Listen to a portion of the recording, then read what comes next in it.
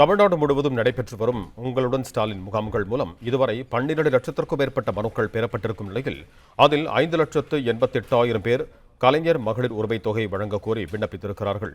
இது தொடர்பான கூடுதல் விவரங்களோடு இணைகிறார் எமது செய்தியாளர் கார்த்திக். வணக்கம் கார்த்திக், உங்களிடம் இருக்கும் தகவல்களை சொல்லுங்க.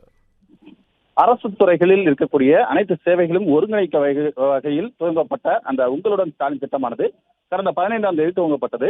அந்த துவங்கப்பட்ட அந்த திட்டத்தின் மூலமாக பல்வேறு இடங்களில் நடைபெறக்கூடிய முகாம்களில் இருந்து இதுவரையில் 12,65,000 பேர்கள் தங்களுக்கு பல்வேறு திட்டங்கள் பெற வேண்டும் என்று மனுக்களானது வழங்கியிருக்கிறார்கள். அந்த பெறப்பட்ட மனுக்களை மொத்தமாக பார்க்கும் பொழுது அதில் குறிப்பாக கலைஞர் மகளிர் உரிமை திட்டம் வேண்டும் என்று விண்ணப்பித்தவர்களுடைய எண்ணிக்கை என்பது 5,88,000 பேர் அந்த மனுக்கள் விண்ணப்பித்திருக்கிறார்கள். ஏற்கனவே 1,14,00,000க்கும் அதிகமானோர் அந்த பயனாளர்களாக இருந்து வரும் பட்சத்தில் கூடுதலாக மகளிரை இணைக்குவதற்காக தமிழக அரசு திட்டமிட்டது. அந்த அடிப்படையில் தான் தற்போது மனுக்களானது பெறப்பட்டு வருகிறது.